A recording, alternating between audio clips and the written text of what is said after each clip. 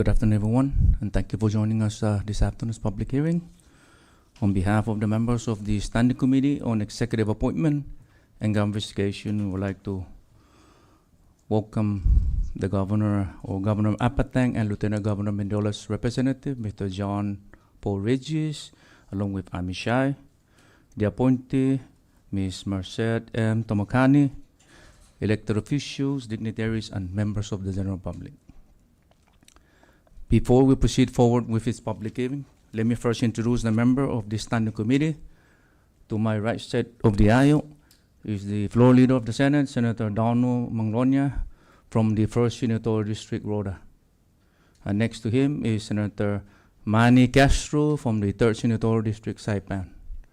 And to my left side of the aisle is Senator Yu of Snyder from the 2nd Senatorial District, Tinian. And next to him is Senator Ronnie Calvo from the 1st Senatorial District, Rhoda. And I'm the chairman of this standing committee, Senator Francisco Q. Cruz from the 2nd Senatorial District, Tinian. I would also like to announce a couple of things in the informational purposes regarding code of conduct during this public hearing. Today, the members of this standing committee is conducting a public hearing on the appointment of Ms. Merced M. Tomokani to serve as a board of director of the Northern Marianas Housing Corporation to represent the 3rd Senatorial District. The public will be invited to make comments as to whether you support or oppose the appointee before us this afternoon. We value your input. However, any comments beyond the facts of the appointee or comments that are not directly related with this public hearing will not be entertained, and such comment will be removed from the record. At the same time, please observe minimal noises in disrupting this hearing process. Please turn your electronic to a silent mode. Thank you.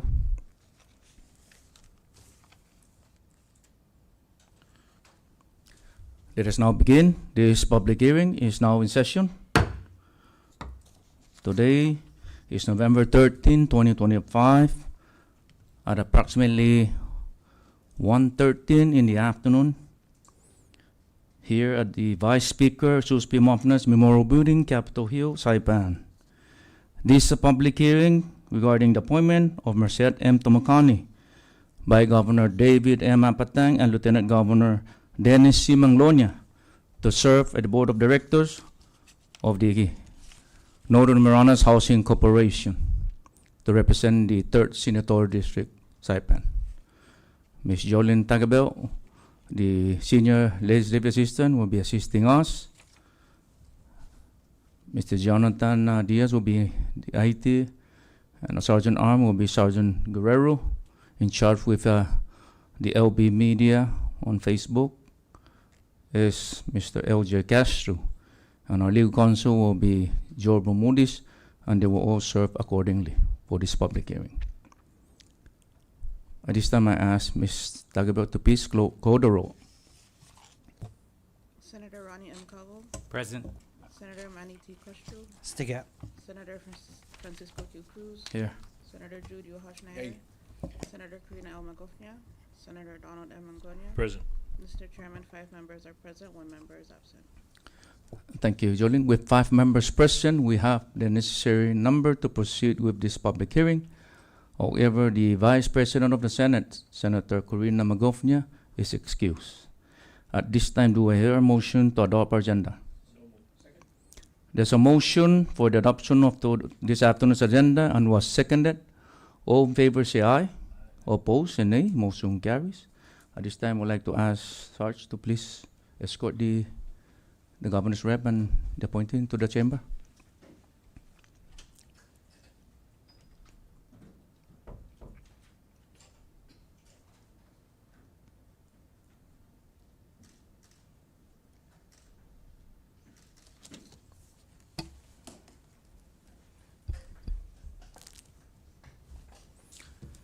And sir, before you proceed with your testimony, please state your name for the record. Thank you.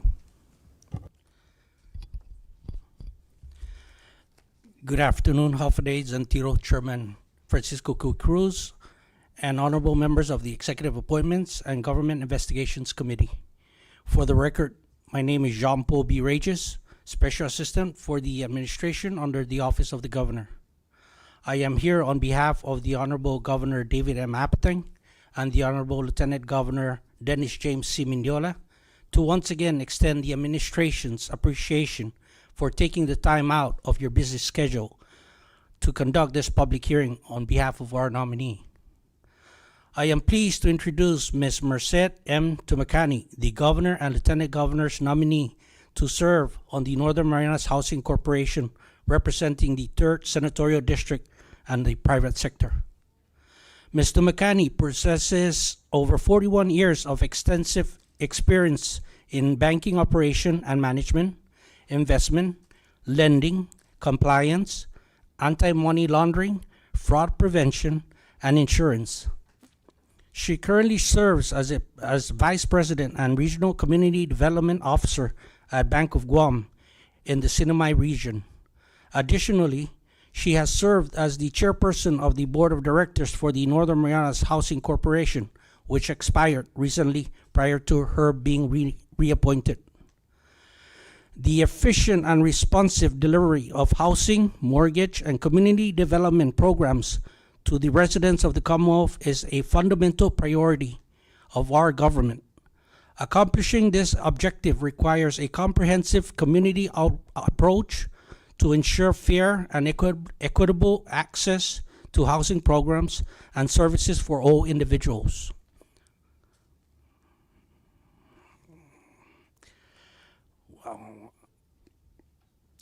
Mr. McCanney is once again fully prepared to undertake this significant responsibility for our community. She possesses the knowledge, expertise, and experience necessary to provide valuable policy recommendation to the dedicated team at NMC, led by Corporate Director Jeannie P. Mofnas and Deputy Corporate Director Jesse S. Palacios.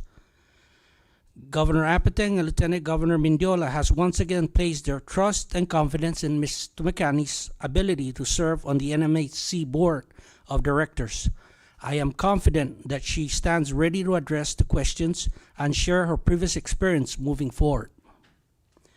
Mr. Chairman, thank you, Jesus Mosi Zangiliso, for the opportunity to introduce her to this august body. Thank you, Mr. Regis. And before I recognize the appointee, I would like Mr. McCanney to please rise and raise your right hand so that the staff can administer the oath. Merced M. Tumacani, you do solemnly swear under the penalty of perjury that the testimony you shall give in the matter at hand shall be the truth, the whole truth, and nothing but the truth. Thank you. Thank you, Jolene. Mr. Nugani, I know that you have submitted all required documents by this standing committee, but if you have anything else that you wish to share this afternoon, you have the floor, but please, before you begin, state your name for the record. Thank you. Thank you, Mr. Chairman. Yes, I do. My name is Merced M. Tumacani. And do I go over my testimony now? Okay. Hafaday Antiro, Chairman Cruz, and esteemed members of the committee. I want to thank you all for the opportunity and privilege to present my testimony today. As a lifelong resident of the Sinamay, a former public service employee and current private sector participant, I have always had a sense of obligation to contribute to our community in various capacities. In some instances, this meant serving as a mentor to a young professional starting the career, while in other cases, it was serving as board member to one of our community nonprofit organizations. In all instances, I have always been driven to promote a better tomorrow for the people of our islands. Now, as the nominee of the Board of Directors for the Northern Marianas Housing Corporation, NMHC, I am fully aware of the significant challenges and organizational faces. I am committed to addressing and overcoming these obstacles if confirmed as a board member. While the NMHC faces several pressing challenges, I see a focal point centered on affordable housing shortage. Over 22% of renters in the CNMI spend more than 30% of their income on rent, with the burden disproportionately affecting low-income families. My primary objective will be to increase the availability of low-income housing, thereby expanding affordable options for local families. This focus will promote safe and affordable housing options, as well as economic health. When families can keep their housing costs below the recommended national average of 30% of gross income, it would inherently increase disposable income, which can circulate in our economy.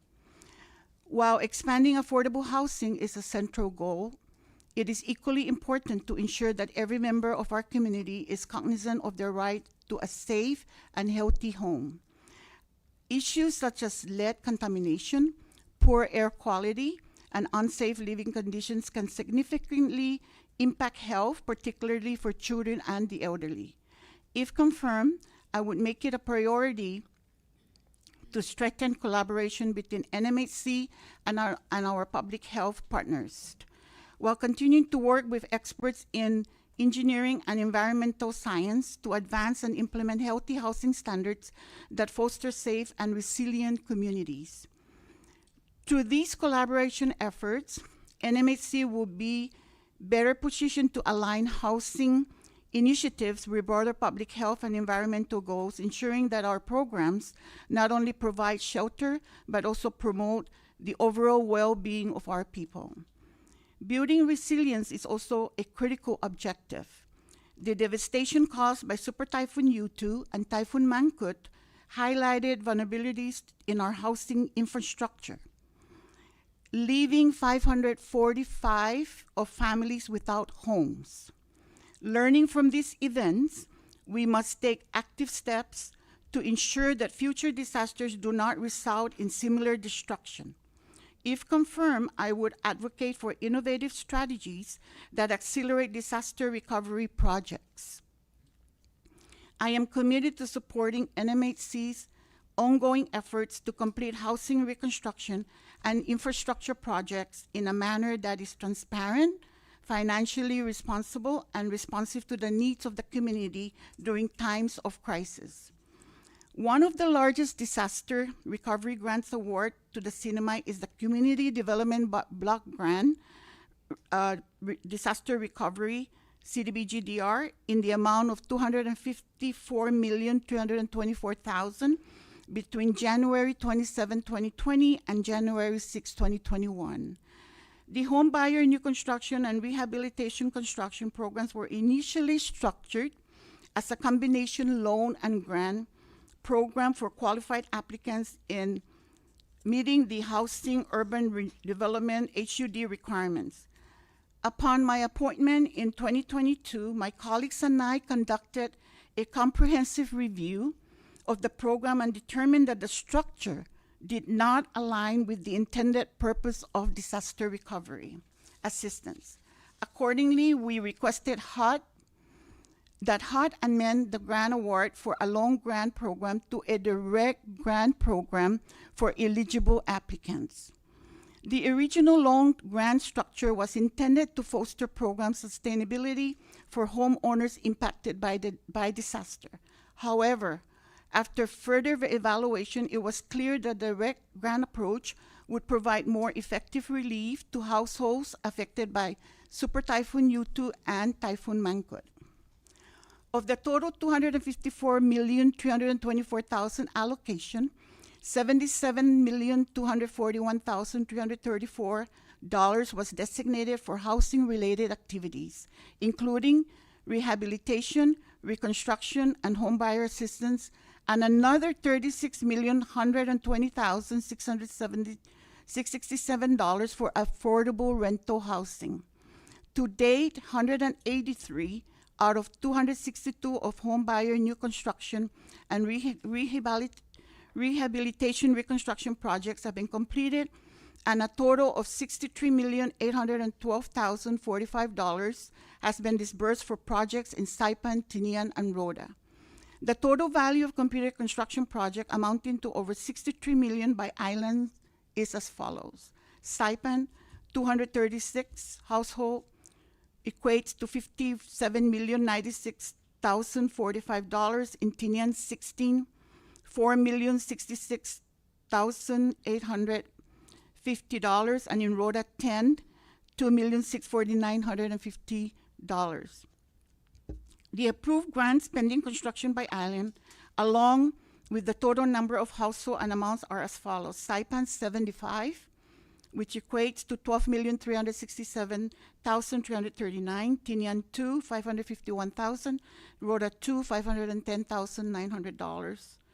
There are approximately 20,850 units, 4,537 owner-occupied units, 11,498 renter-occupied units, and 4,815 vacant units in the Commonwealth of the Northern Mariana Islands combined. Per the 2010 census data, of the 20,850 housing units on the islands and supported by data from the Red Cross, it is estimated that over 90% of the households suffered damage from the typhoons. Based on FEMA data, January 2019, 545 homes were destroyed. 2,299 had serious damage, and the remaining households suffered minor damages. Approximately 9,237 households applied for FEMA assistance. Of the household that applied for assistance, 2,291 units were declared to have major damage, 4,104 with minor damage, and 239 units were completely destroyed. The cost of construction and materials has increased significantly, and so has labor, making it difficult to support building the homes. I provided a figure of additional support of unmet needs. This is to share with the committee that owner-occupied and renters damage and unmet based on NMHC data most impacted area.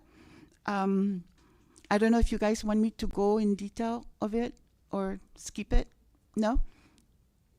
Thank you. Yeah, thank you. It's a lot of data. As for the affordable rental housing, 1 out of 6 project has been completed, which is the 56-unit Isa Villa 2 project. The other 5 projects are ongoing. Total disbursement so far is $8,874,649. Other multi-family rental housing projects are projected to start construction before the end of the year and next year. My colleagues and I have also created a new program called Inclusive Living Program. You may all be wondering, what is this program? I'll go into it in details later, which is designed to assist eligible participants with restroom rehabilitation and the installation of water reserve tanks. This program is funded through revenues generated from NMHC's property rental income. It is designed to improve the elderly residents and individuals with disability in homes safer and more accessible living with respect and independence. In closing, Mr. Chairman and esteemed members of this committee, I am truly grateful for the opportunity to appear before you today. If confirmed, I will serve with integrity and accountability, collaborating with government partners, community organizations, and the people we serve to ensure safe, healthy, and affordable housing for all. I also want to express my heartfelt gratitude to Honorable Governor David M. Apateng and Honorable Lieutenant Governor Dennis C. Mendiola for their confidence in nominating me to serve on the Northern Marianas Housing Corporation Board. I am humbled by their trust and sincerity. Appreciate your consideration as you deliberate on this important decision. I recognize that there are a number of community leaders that are aptly equipped to serve in this capacity, and it is my hope that given my professional background and educational credentials and passion to serve our community, that this committee sees it fit to confirm my nomination. I wish you all the best in your deliberation. Again, thank you, and Sidus Maasi, for your time, your consideration, for the privilege of appearing before you today. Thank you, Ms. Makani, for that well-said testimony. Are those available information for the public, or those are confidential? The one you just reporting to us. The data are yes. public. Are those online or any? Yes, they're all public information, Mr. But Chairman. they're available for the public to get those? Yes. on your website? No, it's on different website, but from the NMAC website, I would need to ask the administration where the public can access it. NMAC has an on website. I'm not sure whether it's posted there. I may have to check on our centric report, Thank but you. I'm pretty sure it is available. Thank you. And before I recognize the general public to deliver comments, whether you're in support, first I would like to recognize those agencies that are invited to participate. First on the list, the Corporate Director of the Northern Marianas Housing Corporation, Ms. Jenny P. Mafnas.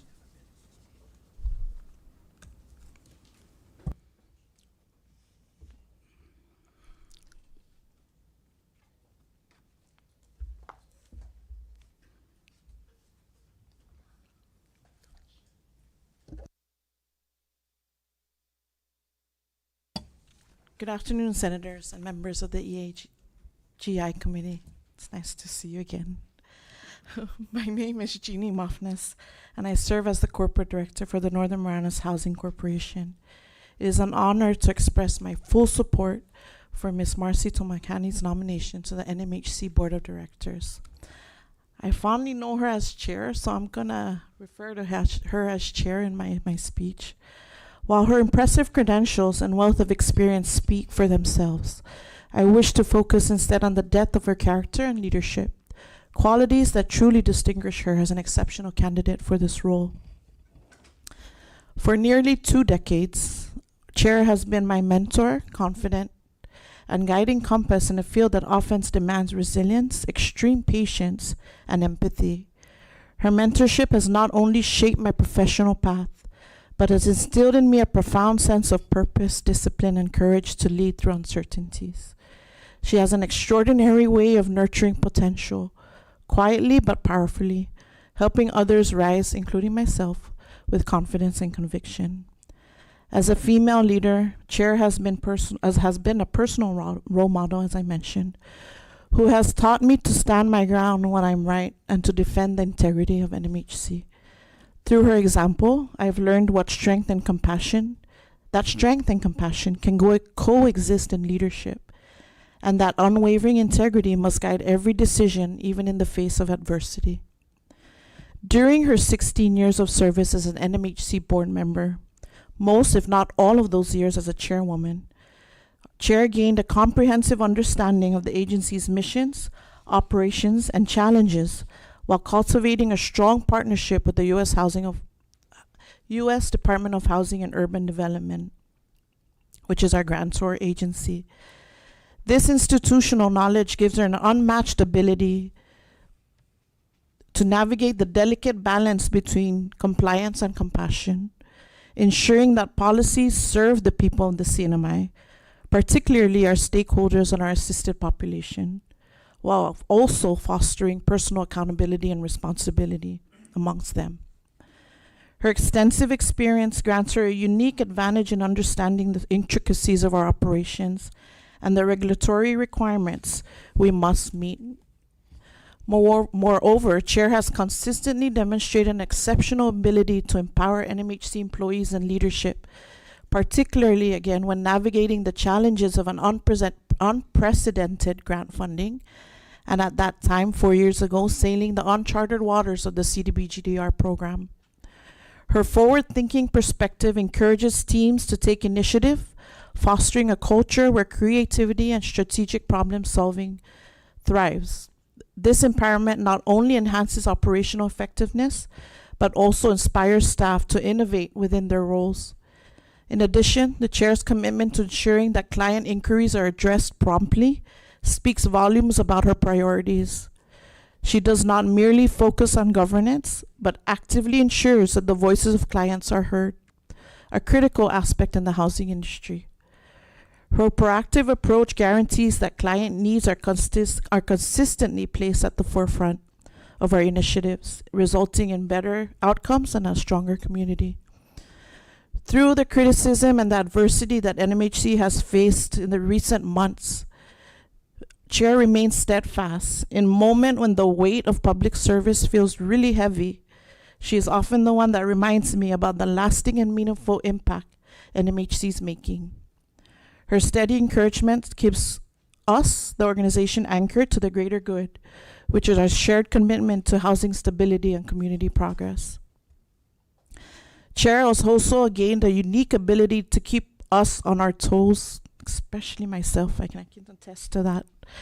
Her dynamic leadership style and insistence on being forward-thinking challenges of all of us continues to continuously improve and adapt on an ever-changing environment, but also take a breather when the work becomes overwhelming.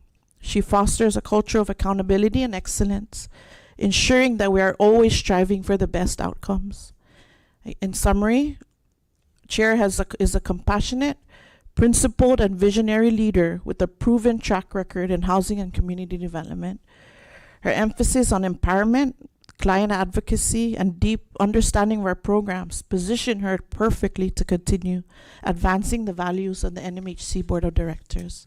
Again, I wholeheartedly endorse her nomination, and I'm confident that she will continue to bring insight and balance to the Board of Directors. Thank you.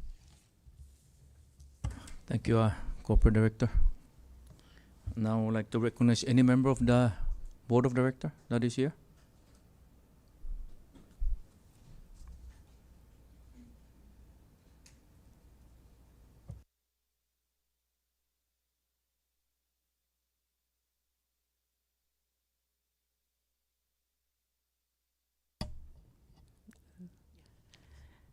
Hafade Entiro, Chairman Cruz, and esteemed members of this body.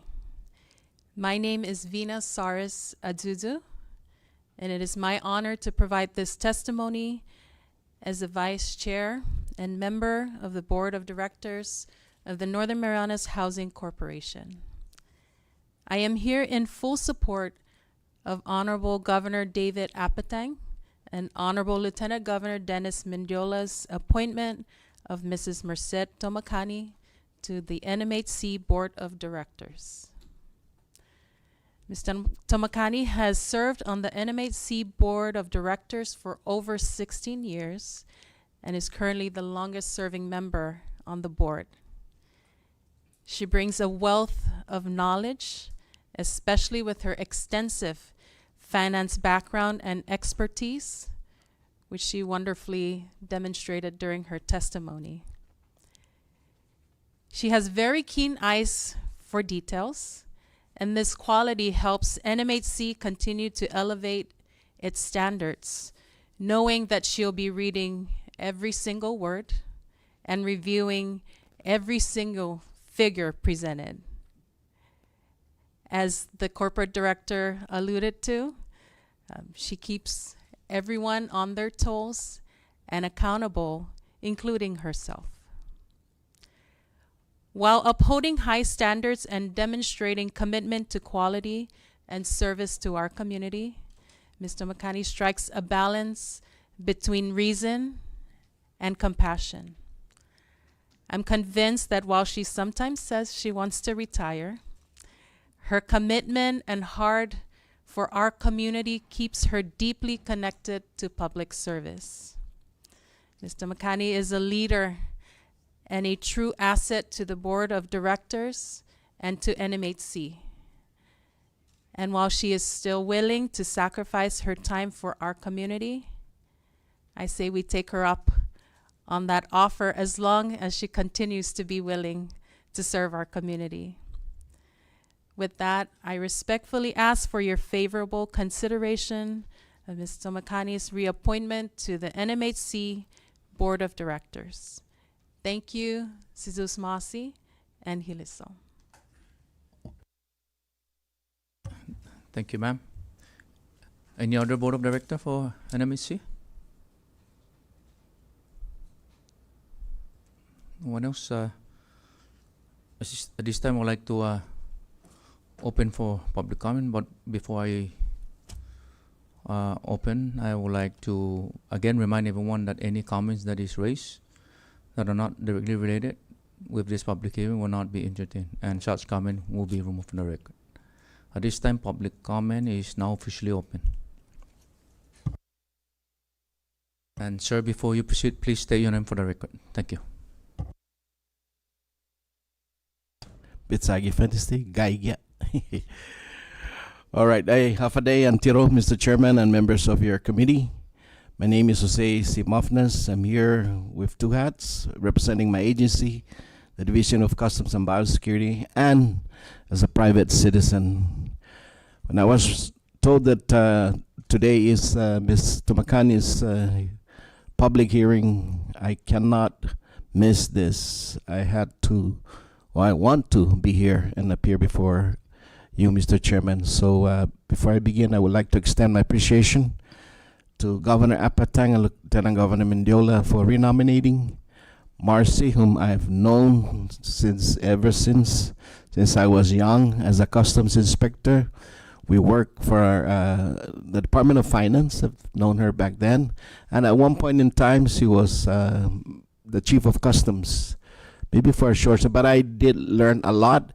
Testimony shared by Ms. Saurus and Ms. Mofnas about the character of Ms. Tumakani is absolutely true. She's very tough, and I'm here to express my 1,000% support. And may I ask also this committee to recommend her to the full Senate body to confirm her, to continue her mission and her vision for the housing authority.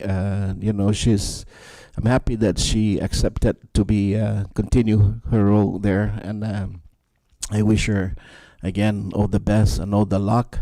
Like I said, I've known her very well, and I wish for a speedy confirmation for Ms. Tumakani. Thank you very much. Thank you, Mr. Mofnas. Still open for public comment.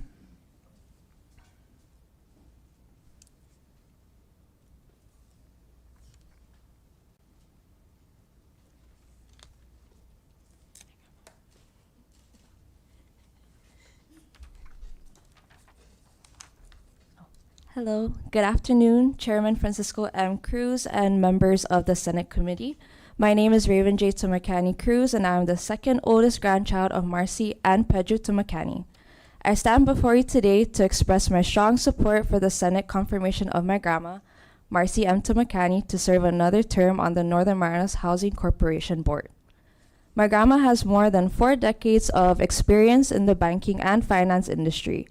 From her early beginnings at Bank of America to her rise through the ranks at Bank of Guam and her service in key positions with the CNMI Department of Finance, she has proven to be a huge asset to the CNMI and most especially to our family. Her extensive financial management background combined with her unwavering commitment to public service ensures that she will continue to drive meaningful progress and foster positive change for our community. In addition to her banking and finance background, my grandma is also very active in various community organizations. She currently serves on the board of directors of the Caridad Social Services. Through her work of service, she has consistently demonstrated that true leadership is about making a lasting difference in the lives of those you serve. Her dedication to public service and extensive experience have helped advance the NMHC mission. During her term, she has played a key role in developing affordable housing initiatives, ensuring that eligible families have access to safe and sustainable homes, as well as ensuring the improvement of the CNMI. Her leadership in community outreach programs has strengthened partnerships with local organizations, furthering the NMHC board's impact. Her innovative strategies have led to significant improvements in housing policy and resource allocation. Under her guidance, the team has achieved significant milestones, including the successful implementation of programs that have positively impacted many families in the CNMI. Her years of service to our CNMI have inspired many who know her personally and professionally. Her dedication to improving the lives of others and her tireless efforts to uplift the community showcase her deep-rooted passion for service. I am confident that her continued service on the NMHC board will bring further progress and positive impact to our community. I wholeheartedly endorse her reappointment and urge the Senate to confirm her nomination. Thank you. Thank you, ma'am. Still open for public comment.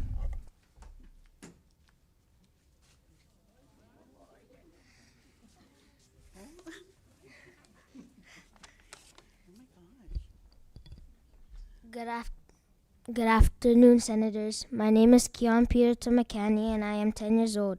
Thank you for letting me talk today. I want to say first that I did not skip school to come here. My, my mom asked my teacher if I could be excused from the last hour of school. I am here because I really want to support my Nana, Marcy M. Tamacani, who was nominated to serve on the Northern Marianas Housing Corporation Board. My Nana really works really hard and always takes care of our family, her friends, and people in the community. She teaches me to study, try my best, be respectful and kind, do good, and to always help others. I look up to her a lot, and I want to tell you why I know she would do a great job helping people now and in the future. People like me, and even your own kids and grandkids who need home someday. I have seen how much she cares about our islands and the people who live here. I know she will be a great board member because she truly cares and always tries to make things better for everyone. Thank you, Cesarus Mossy, for giving me a chance to speak to you today. Hold on. Mr. Tumakani, how old are you? 10. 10? Thank you for your testimony.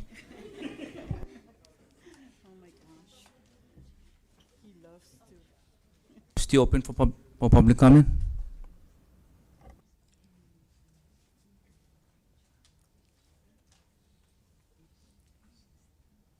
Anyone else? Once we close public comment, we will not go back to public comment. So this is the opportunity to come forward and deliver testimony.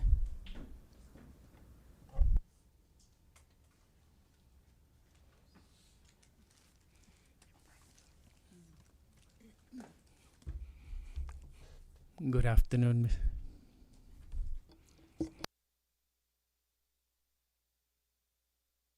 John? Ay, tuos kita no. Good afternoon, Mr. Chairman and members of the committee. My name is Herman T. Guerrero, better known as Junpon. Perhaps I know all of you, but I just want to support Marcy because I do believe in her visions, and she has a good understanding of what needs to be done, but also what's happening here in our islands, but as well as understanding also the implications of the federal level, its rules and regulations, and I believe that she's a very capable woman, and we need to keep her in place, because sometimes, if we don't put good people in, programs tends to get not as good as it used to be. But I believe that my experience with her, working with her as and I'm currently the president of Herman's Bakery. We have worked with the Bank of Guam, and she has helped us over the years. And I know that her background and her passions in terms of making things work is there. And I believe that her visions in terms of helping the poor, especially here in the Northern Marianas, we've been rather fortunate that we don't have as many typhoons as we used to. But certainly there's a lot of needy families here in the Northern Marianas that needs help. But under her leadership, I think she has demonstrated over the years that she's a very capable person as member of the governing boards for the Housing Corporation. So I urge all members of this body, as well as the full Senate, to confirm that her appointment again. She's a very unique woman, and I think we need to look at people that are capable of doing the jobs and I believe that she has demonstrated over the years of her service with the government that she is a very capable person. Thank you, and Jesus Masi. Jesus Masi, Mr. Guerrero, still open for public comment?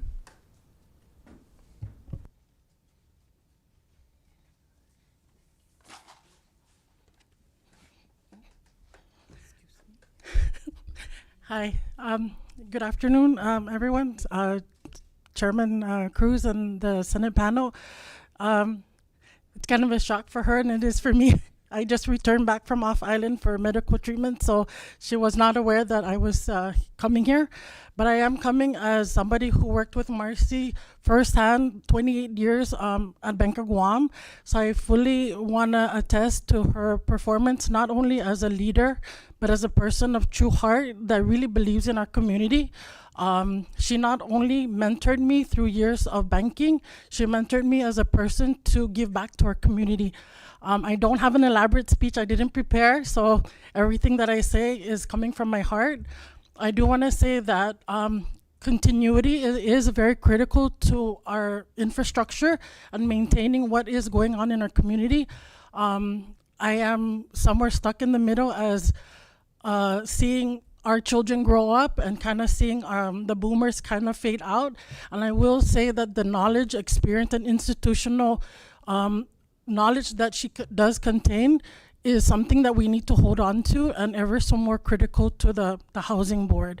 So I am a retiree, so I am speaking on as a civilian and a former employee of Bank of Guam, and I will say this, that there isn't anything Marcy wouldn't do for our community, and I'm almost 100% sure there's nothing she wouldn't do for the board and the people that she serves and works with. So I plead with you to, continue on with her work. There's still a lot more to do. I've seen her dedicate a lot of time, and sometimes when we were working, I felt a little bit neglected, but I had to understand that Marcy was a Picasso that was everywhere and doing everything, and it was because of that that I learned to try to serve my community as well. I mean, I'm not as, out there as she is, but I hope one day that her legacy will inspire other women, other people in our community to give back to that's the only way we're going to continue to grow. Thank you. Okay, I'm sorry, what's your name again, ma'am? Oh, sorry. I was so excited. My name is Tanya David. Sorry. Thank you. Yeah.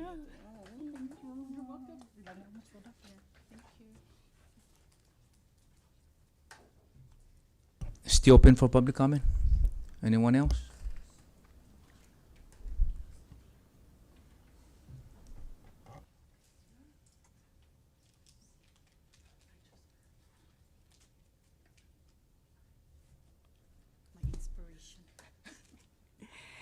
My name is Agnes McPheeters, and I have never worked with her personally, but I've seen her work.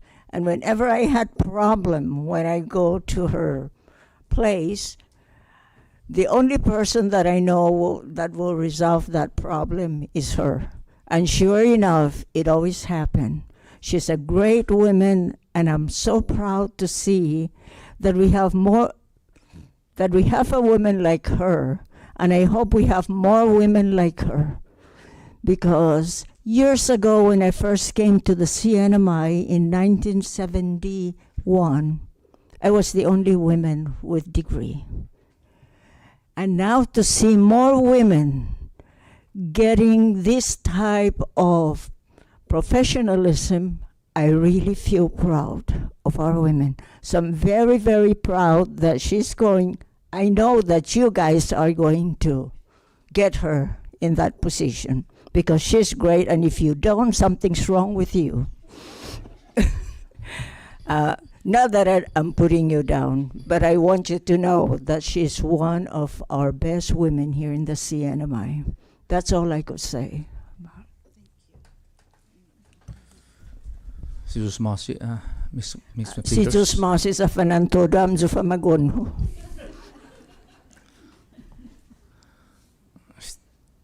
Still open for public comment? Anyone else?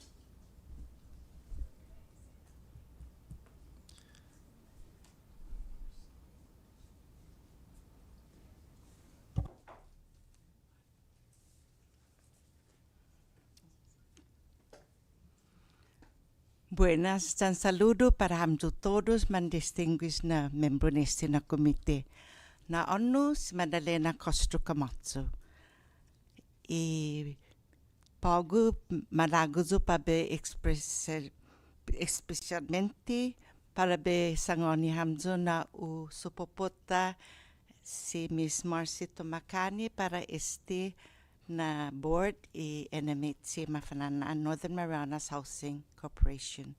Hutungo si Marcy na palans distiani pago mag-graduate to tatigi ni college sa Matsotsugi Bank of America.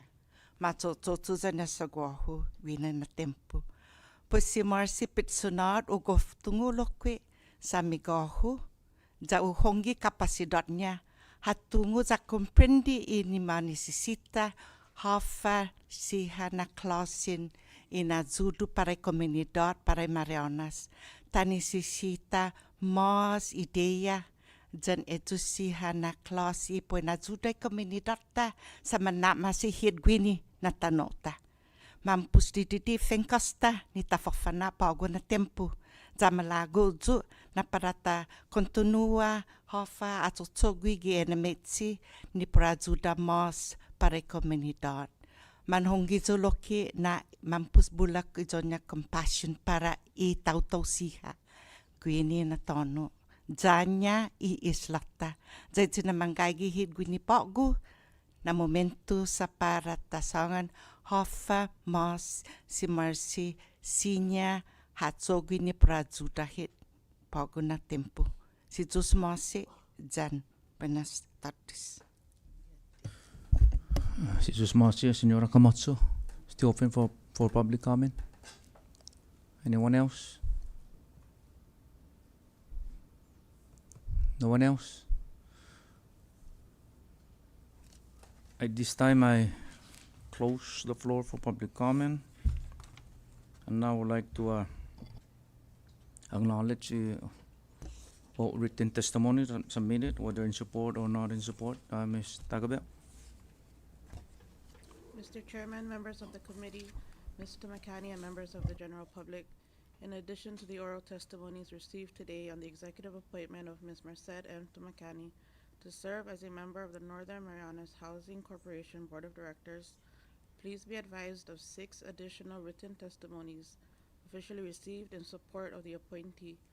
From Marie Coleman, personal testimony; Alfred B. Addat, special education teacher, CNMI Public School System; Maria Malua T. Peter, former Congresswoman of the CNMI; 62K Gasomar, Secretary of the Department of Public Lands; Honorable Ramon R.B. Jose Blas Camacho, Mayor of the Municipality of Saipan; and Arvin C. Ogo, Northern Marianas Housing Corporation, Rhoda Field Office Representative. At this time, no written testimony in opposition to the nominee's appointment has been received by the committee. Thank you, Mr. Chairman. Thank you, Ms. Jolin. For all those that submitted written testimony, whether in support or not, that are not mentioned today, they will be included in the Senate Standing Committee report. Thank you. At this time, I would like to recognize the member of this committee to raise question or concern in regards to the appointment this afternoon. First, I would like to recognize Senator Castro from the 3rd Senatorial District, Saipan. Thank you, Chairman. And thank you, Ms. Tomakani, for your extensive years of service. It's always nice to see Bank of America back in the day, although I wasn't there at that time, but I saw the pictures. Oh, yeah? Especially the one in CK.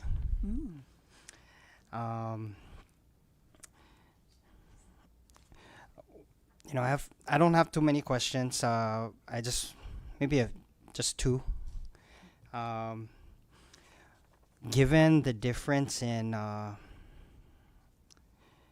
the economy over the years, the difference and the changing dynamics of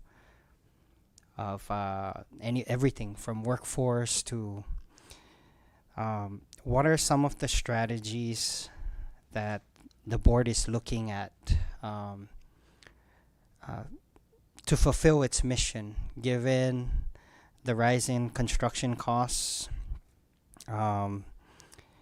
and also the median household income still remaining at the same.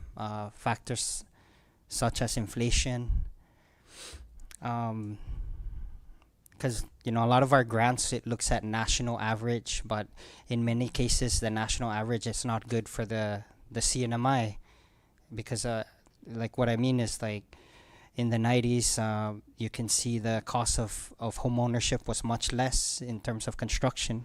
Two-bedroom house is around 60,000. Sometimes it can be lower. Now we're all the way in, $250,000, maybe more, for the same two-bedroom house. And there's a lot of moving parts in terms of the industry, construction industry. You see a lot of middlemen, a lot of contractors. It's not like before, where you had two big construction companies that were more specialized and more skilled. Even with the contracts that I've initiated in the past, you can tell the skill set, right? So what are some of the strategies that the board is, I say, looking into to kind of mitigate that, or what are some legislation that you feel that our government can also assist to help the board further fulfill its mission, given a lot of the dynamic challenges we're facing right now? Thank you for that. Thank you for that question, and I'm glad that you asked. I was thinking about working with NMHC management to work closely with HUD. Once this federal shutdown is over, we will be meeting with HUD to see what other avenues they can take to use what we have here, not in comparison to, like what you mentioned earlier, like in the States. Household income here is completely different, and we cannot take that as a comparison. So we will be working with HUD on that, because normally what NMHC does is guided by HUD. Your latter question as what the legislature can do to strategize housing development. I have some pretty good ideas as how to mitigate that. I have experience with the, I'm not sure whether you guys are familiar with the Lower Navy Hill housing subdivision that during Bank of America time, I was fortunate because I was there. The NMHC and Bank of America worked collaboratively, and they built those homes and then they sold it out. Aside from those houses, there are other programs that I think we should avail into. Whether we need a legislation on that, I'm not sure. I don't think we will. We just need to partner with a financial industry.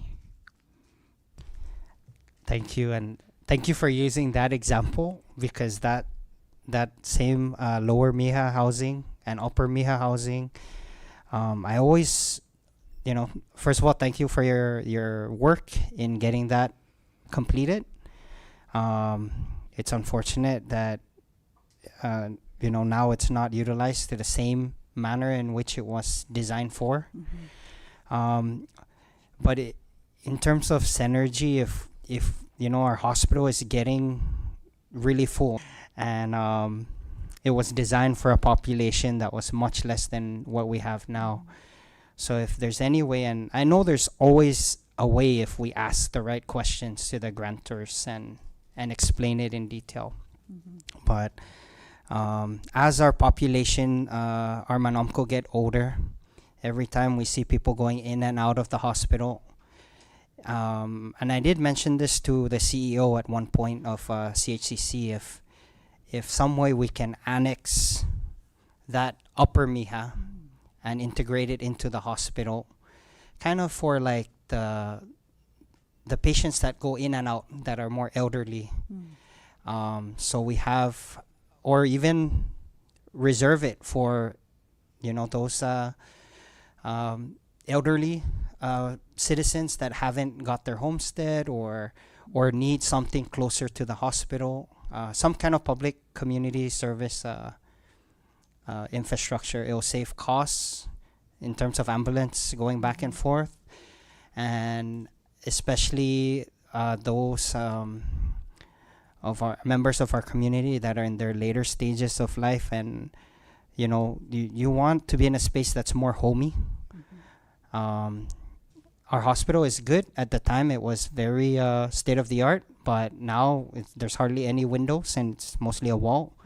It's built to maybe withstand typhoons, but it's also it can be very depressing when you're in there. Yeah. It's not it doesn't have the type of design that maybe we should be looking into, like some of the hospitals in other parts of the world where it feels like you're at home and you're comfortable. I know that's kind of long, what I was talking about, but just some of the ideas. And I like that you did mention that you're looking into working with our federal counterparts, because I believe there's still a lot more programs that we're not tapping into that maybe we can.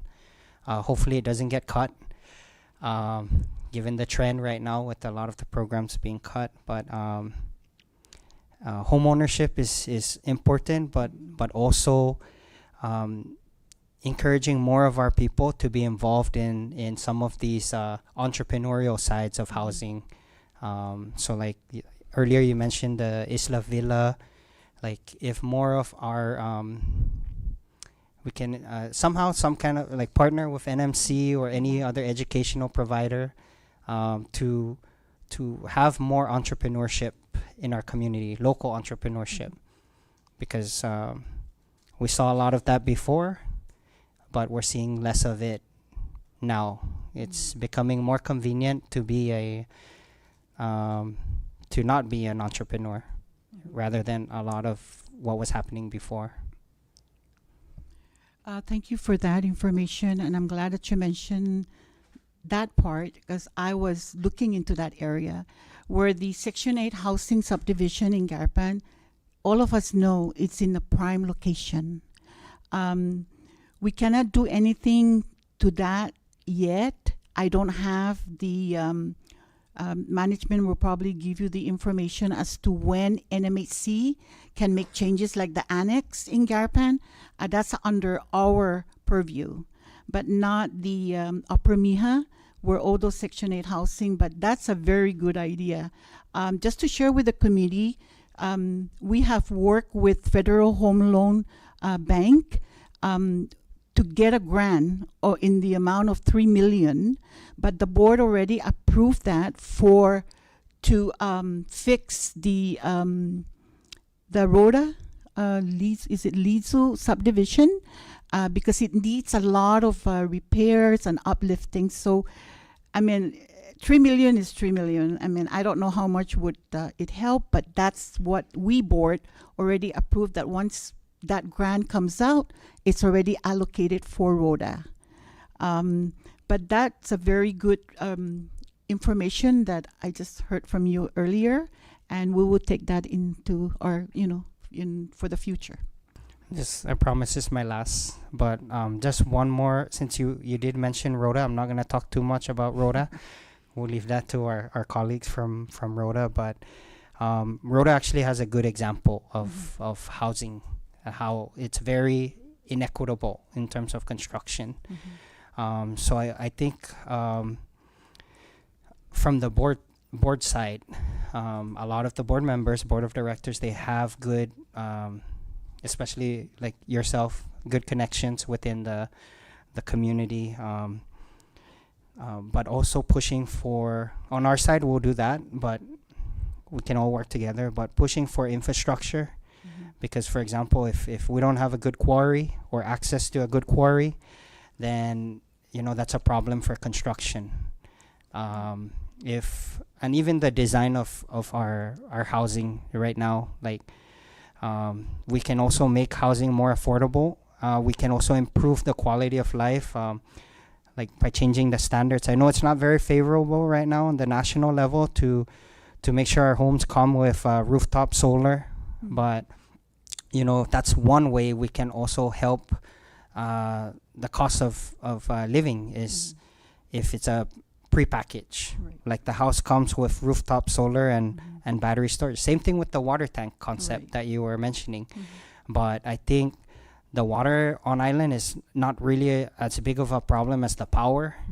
So if we can also look into just integrating that, especially for your clients, which are mostly the most vulnerable, just working with a vendor to install rooftop solar. If it's a like NMHC, you buy it in bulk or the government buys it in bulk, the price goes down. But as someone like just with myself, I have to practice what I preach. So I traded my secondhand car for a solar system. I couldn't afford the full solar system, so at least it's just covering the AC for the house, and my power bill went down, more than 50%. So if we can multiply that effect to our housing units as much as possible, or somehow, we can we have to look at the other parts, like the maintenance and also external factors that make home ownership really expensive, and just for future food for thought. Thank you. All right, thank you. Thank you, Senator Castro. Now I would like to recognize Floor Leader Manglonia. Thank you, Chairman. Good afternoon, Mr. Makani, and congratulations Good on your afternoon. appointment to continue to serve on this NMHC board. I just want to go over some of the information that you provided in your opening statement. You mentioned, and you said you'll elaborate later on, and I'll go ahead and give you this opportunity to talk about the new program, the Inclusive Living Program. If you'd like to just share with us what other, I guess, who's eligible, or how did this program come about? Okay, thank you. Originally, we board came out with the idea of it was, if I'm not mistaken, it was for, hold on for a second.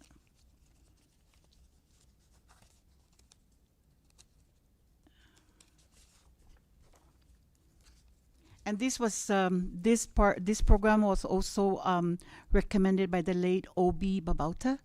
He was very keen to it. Initially, it was for elderly and individuals with disabilities grant program.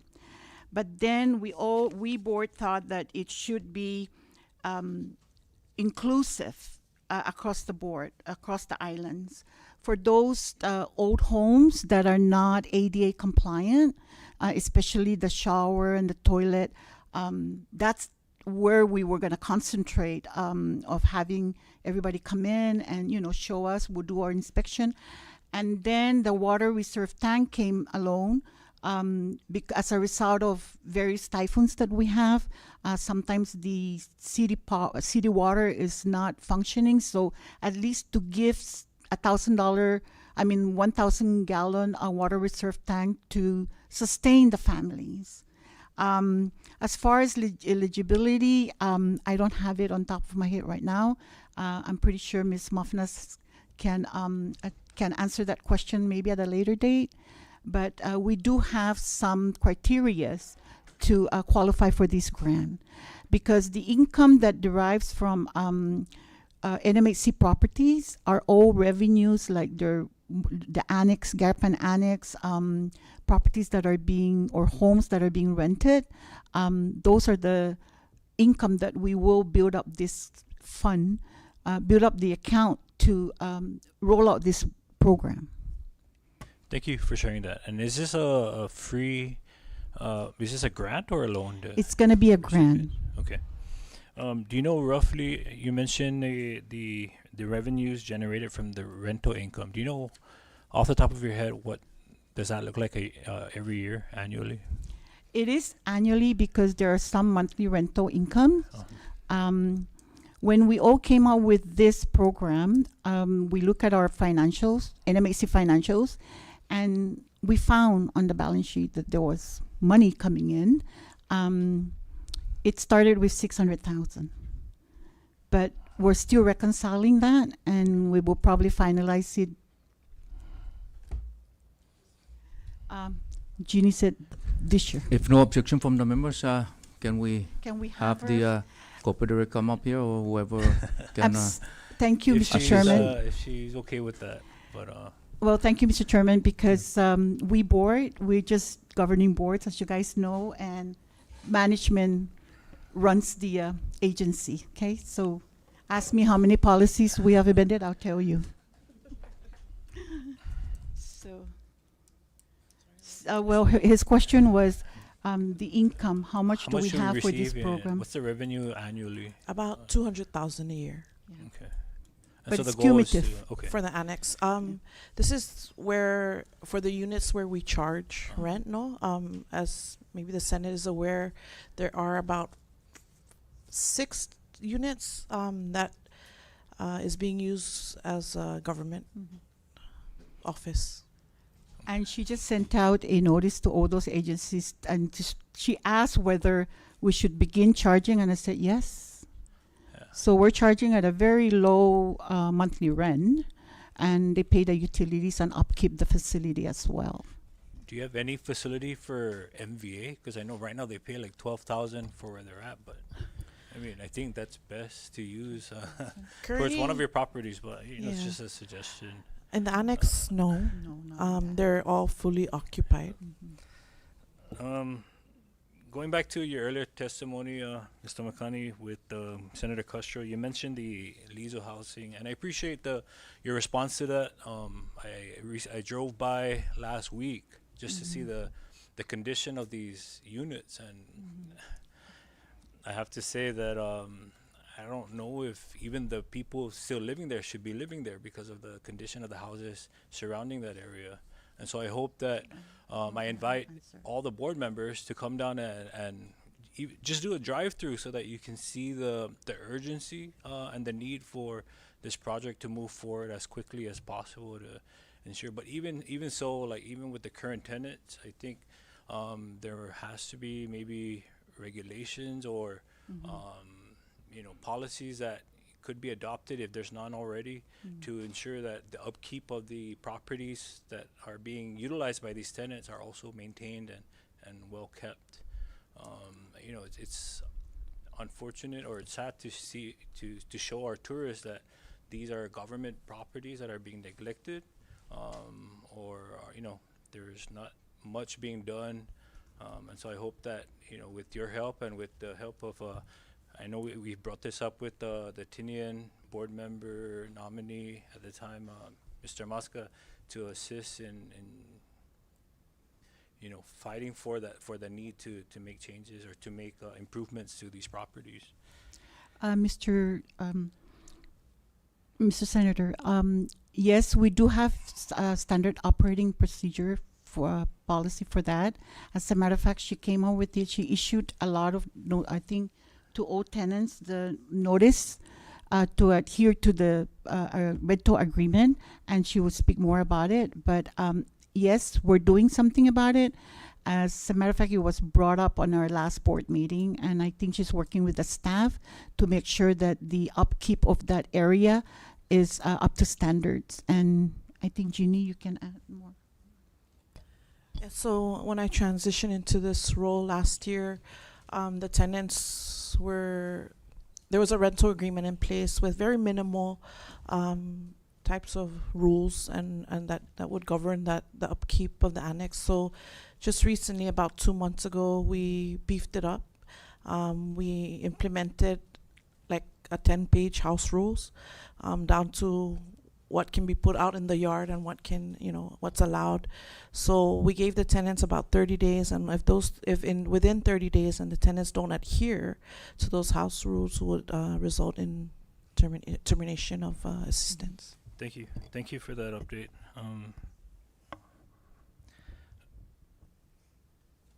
This is in relation to the program that the board had adopted is there anything within NMHC grants that could be used to maybe work with zoning and identifying blighted properties that could be used, and maybe reach out to these homeowners that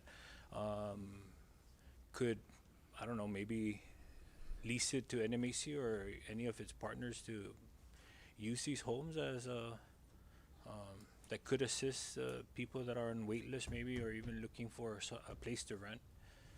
So that could also address the blighted property issue, but also just working collaboratively with zoning or whichever other agency that could assist in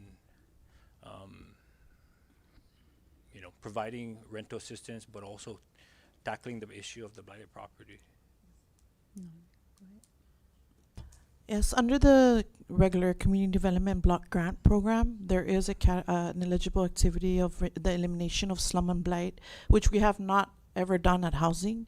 Or actually, maybe there was a project in Rhoda where we demolished several structures because it posed as a safety hazard.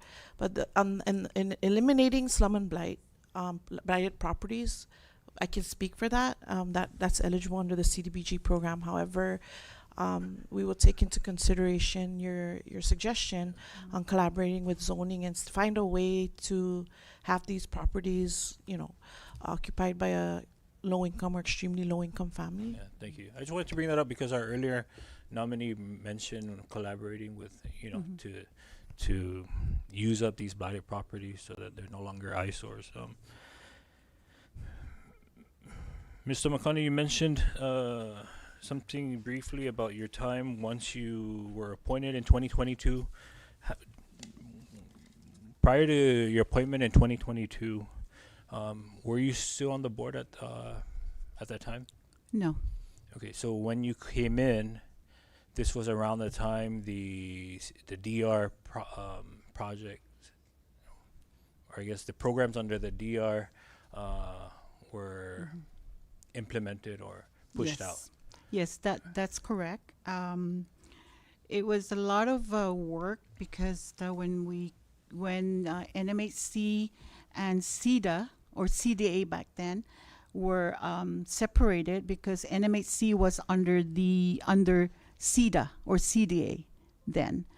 So when it was separated, that's when we all came in, but it was in 2022, and the program was already ongoing. We did a lot of inventory as to all applicants, how they were approved, where they at by islands, and some of us board have concentrated on, like myself, I did concentrate on the grant as to see why did NMHC make it alone when it's a disaster recovery grant. And I was one of the generation when Typhoon Jin hit Saipan, and the Fed awarded the CNMI, they built homes for free. So that gave me more to find out what happened. So that's when we all decided, we keep going back and forth with HUD, and we board decided that it should be a grant. But yes, we came in a year later, and I can't recall exactly how many loans were extended, but those loans were converted to grant as well. And I appreciate your response to that question, because a lot of our concerns around that program stemmed from the conversion of it from a loan to grant. But then the issue that we have is why didn't they, I don't know, I guess re-announced or reopen that up for all applicants? Because at the time it was a loan, right? People were discouraged maybe, or maybe they didn't have the means to apply for it as a loan, but because it became a grant. Do you know why maybe that wasn't offered again once that was switched over? I'm sure we did announce it, and I'll yield to Jeannie, but I remember that even if we had to announce it, we had waiting list. And the people that applied, I have to yield to her because I don't have the numbers, but that's all I remember what transpired. Right. So the question is whether or not the program was reopened when it was converted to a grant. Whether reopened or re-announced, or like pretty much have a clean slate and then announce it as a grant, as opposed to keeping the applications already for those that applied for it under the assumption that it was a loan and then opening it back up. If that makes sense. It does make sense, and I cannot remember, as it was like 4 years ago, and maybe the former CD can respond. But yeah, I do not think we re-announced. We board decided not to re-announce it because of the number of applicants, and we exceeded based on the number of applicants on the wait list and the total amount needed to roll out the program. So what we decided is that we're going to help those people that have applied in 2020 to 2022, because there were still a lot that the agency have been going through the qualification process. That's all we can share for now. No, I appreciate that. And I guess, again, it's just a concern for at least Rhoda and Tinian representative, because maybe, maybe we're seeing now that we don't have as much numbers as we'd like. Maybe because at the time the assumption was it's a loan, and for us residents of Rhoda and Tinian, pulling out a loan for a much larger amount because of the cost of living is discouraging, or maybe not everyone can afford it. And so had they known from the get-go that it was a grant, you would probably see more applicants coming from these two islands, and maybe even more approval rates. I don't know.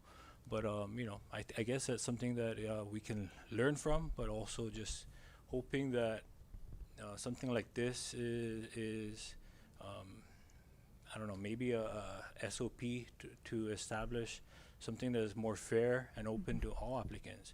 And I also bring that up because I did sit in one of your board meetings as with you as chair, Mr. Makani, and I appreciate maybe it was from that meeting that a lot of the projects started moving forward, because there was the issue of the cost of or the 250,000 threshold, right, that we had to exempt for projects on the other two districts. And so I appreciate your efforts in that, Chair, and I hope that, again, in considering future opportunities, we hope that with all these changes made in between the application process, that if there are any changes, if there are any further changes, then at least we provide people the opportunity to reapply or even apply from the get-go. One last issue that I wanted to bring up. Can you help me understand and I'm looking at your citizen-centric report, the rental assistance, that number doesn't seem to be going down year after year, and so what I have on here is there are people that are on the wait list for the past 3 years, summing to approximately 600 people on that wait list. What is that rental assistance wait list for? Is that for the Section 8 or the CDBGDR? Section 8, I think. Section 8, okay. It is a Section 8 program, but we do run a few rental assistance programs, and the question is why is the waiting list not moving or decreasing? Yeah, well, under the Section 8 program, when you qualify, there's really no threshold as to the number of years, and quite frankly, we have generations. In one unit, it could be the grandma at first, and then the grandchild became an adult and still living in that unit. So I haven't told the chair, but we've kind of been looking into other jurisdictions, like in the United States, where I believe in some Section 8 programs there's a cap to the number of years, so that the family is encouraged to become self-sufficient, and become employed or, or gain some gain education, and then finally be able to sustain their housing. But for now, and that is why, I mean, as long as the family does not violate any of the Section 8 rules, they continue to stay in the unit. Thank you. And then, sorry, just one last one.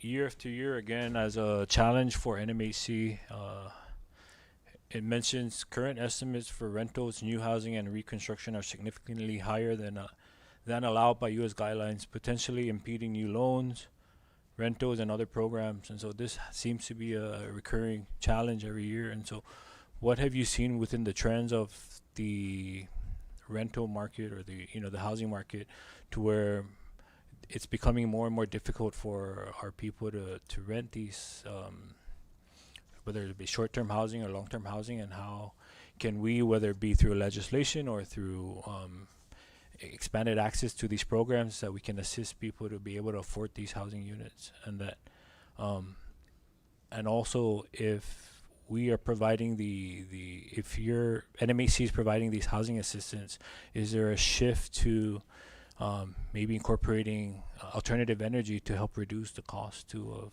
utilities for people within these housing units? So as far as the rents are concerned and affordability of those rents, there's two factors we look at, right? The household income. And unfortunately our wages, I mean, it doesn't make rent affordable because landlords are able to charge, and I'm talking about assisted units, Section 8 assisted units or ESG assisted units. Landlords are able to charge at HUD's fair market rents. So with Section 8, with the vouchers, that's how they're able to afford our assisted units. I don't know much about the outside market rents, but as far as and sometimes it's also difficult because of the income of the household, it's difficult to even cover their rent share. And because some of these families, if you're making a certain amount, then you start paying rent, right? Even at a minimum of $25 per month, it's extremely difficult. But that's a landlord's call on rent, and if they can charge what HUD allows, the max fair market rent, why not, right? And also, we have become a bit flexible. We're not in the business of evicting people, but we're working really closely with these tenants and really trying to see what the need is, and really implementing more promissory notes and stuff like that. But yes, I can only speak for assisted units. It's really a landlord call, right? As far as the rentals. Thank you, and thank you for sharing that. At this time, I just want to again take this opportunity to thank you for your years of service, Mr. Makani, and for all the valuable input and commitment that you've given to NMHC. I think that, again, with my experience in one of your board meetings, as well as all the testimonies that have been provided to the committee, I think that you're more than qualified. But then again, thank you for offering another 4 more years of your time to assist the Commonwealth with your expertise. And so with that, Mr. Chairman, I yield. Thank you. Thank you, Floor Leader. Recognize Senator Snyder. Thank you, Chairman. I'm going to start this. Paragu, Mr. Makani, welcome back to the Senate. Good afternoon. Your lovely family, and you're very cute, and you have all your generational. So, also, Mr. Chairman, I would be remiss if I don't recognize our good colleague from the 15th and 16th Legislature, Senator Frika. Welcome back to the Senate. Just listening to the testimonial first, and thank you for allowing yourself another opportunity to serve. God willing. No doubt, is extensive knowledge, and your care for the community. Just before I make a comment or a question, I just wanted to go ahead and express my appreciation on behalf of the Tinian leadership and the people for your staff, really, for all the work that they've done over the years, especially the projects. I'm going to focus a little bit on the infrastructure. So the CDBG DR, the infrastructure part of it, Tinian is ground zero for the U2. So that's the reason why collectively the Tinian leadership at the time, we worked collaboratively with the management of NMHC to really advocate for more, because this $254 and change $1 million is I don't know if I'm ever going to get that kind again. We don't hope for a disaster, but still an opportunidad. So we took it up on ourselves, and we want to thank the management, of course, your leadership also, and the administration of the NMHC. I would go on record to say that your DR staff from here, Tinian and Rhoda, they defy a lot of the questions in terms of clearing projects to go, from NEPA requirements to earth moving and erosion control permits to architect and engineering at a faster rate than not.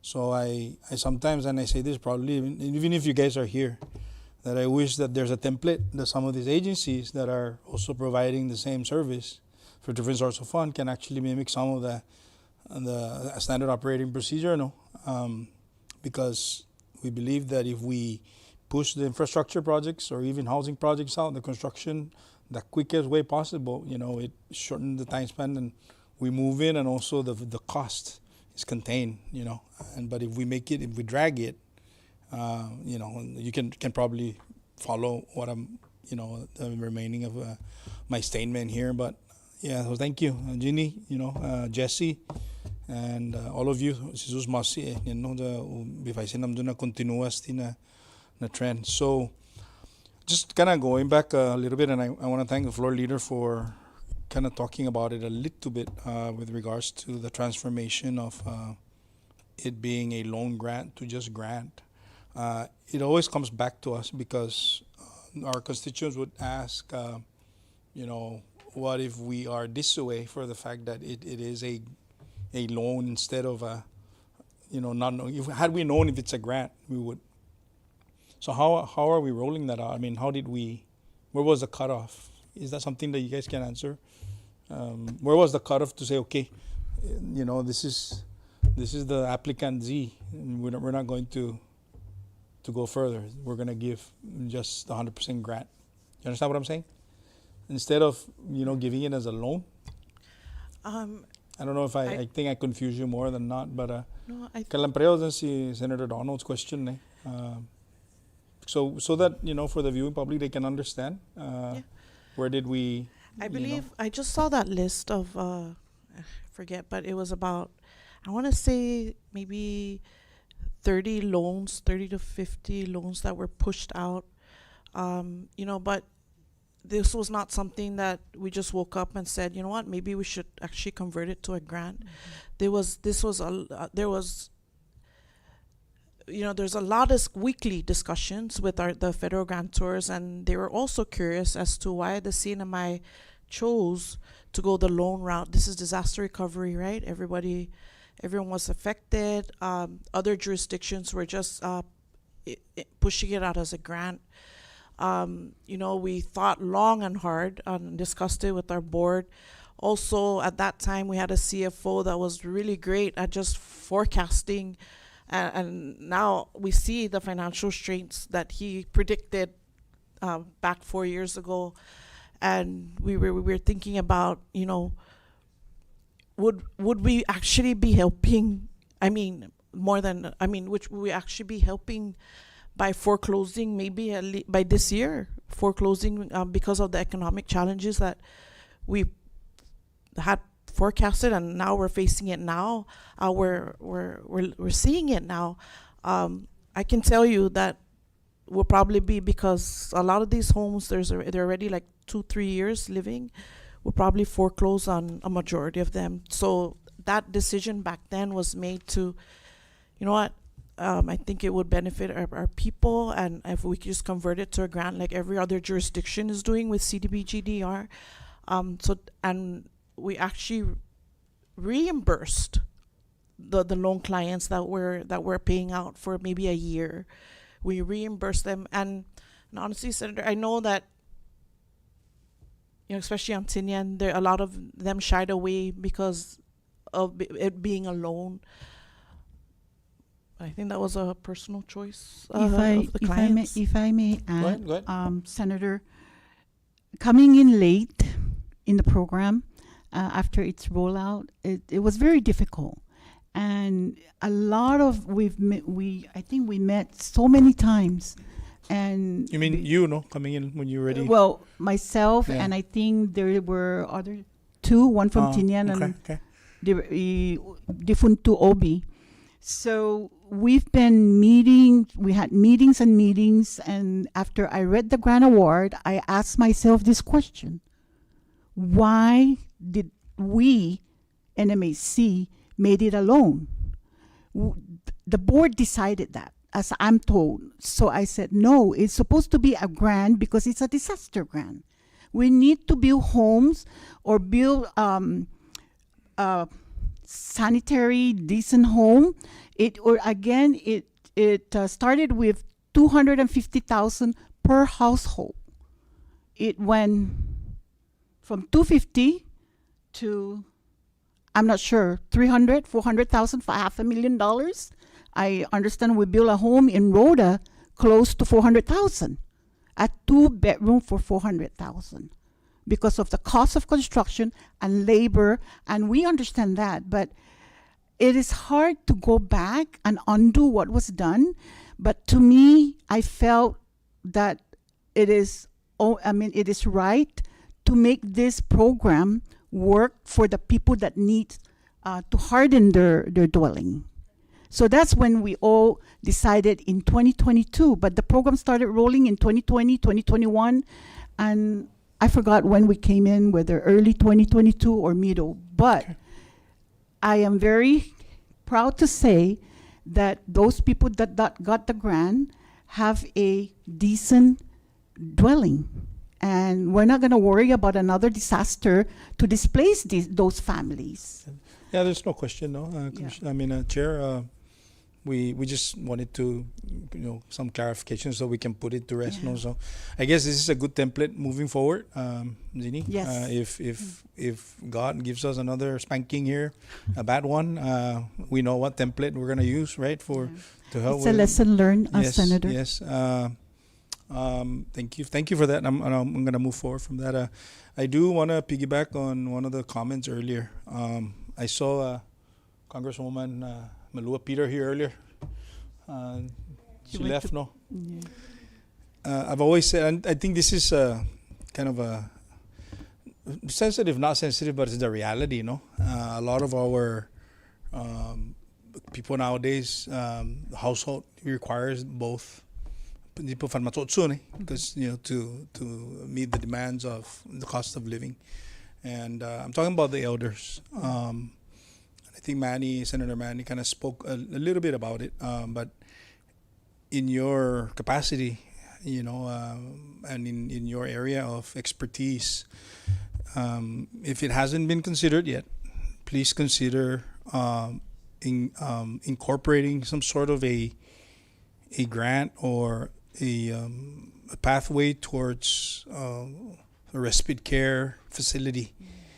Similar to what was mentioned earlier, even if we have to use your own facility up in the south side of CHCC because of the proximity. And let's be honest, manisita manam kota no asistimiento almost 24/7.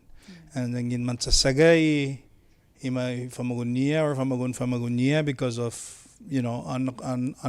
unintended have to work, then we need to get them the care. And one good solution is a facility. If it's close to the hospital, and then maybe CHCC or Medicaid or Medicare can deal with nursing care to provide for them so that they can get the proper assistment for some that cannot afford to be home alone or to be taken care of by their loved ones. So, Jeannie, I know we do a lot of grants. We do have a joint resolution here every year. I know that's another program, but if it can be incorporated or kind of look into the issue, because the way we do business nowadays is very different, and I'm sure it incorporates even the national level, no. So I want to respectfully mention that. So this is something that the reason why I asked Congresswoman Malua, because we had a conversation of that a few months back about Sti's assistment to Manamkuni. So I want to get that out. Number 3. Hold on. I'm going to grab from your testimony. Okay.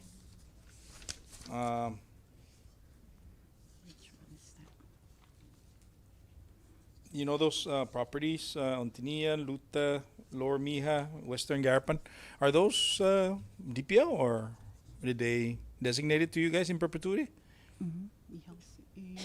The Annex upper, yeah, or Lower I don't Navy know Hill? what we call it, but is it right? The Garapan, upper.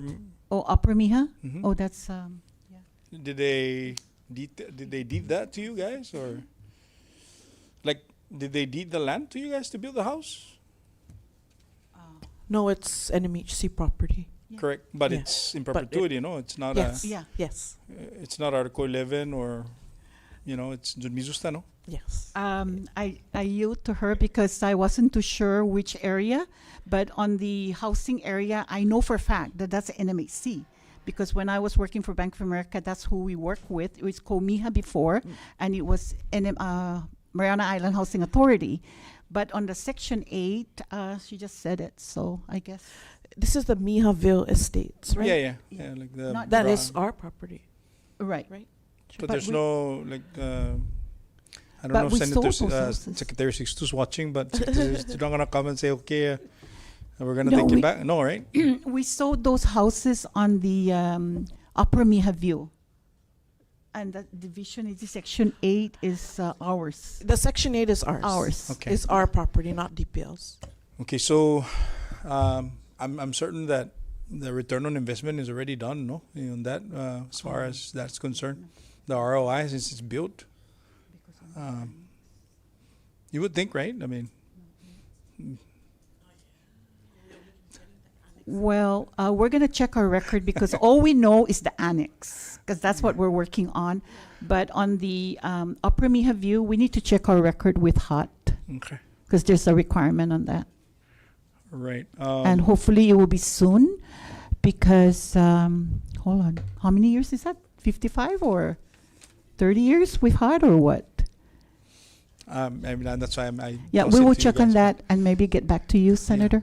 Anyhow, so I mean, I guess when I say this, because that's a potential reinvestment for you guys, and maybe you can use some of the proceeds of that to build another set of lower income housing. I don't know if this is something in your horizon, but if we have a lineup of people that are waiting to get houses, as what was written in her testimony, Mr. Makani, is that she's going to try and really work hard to get affordable housing for the.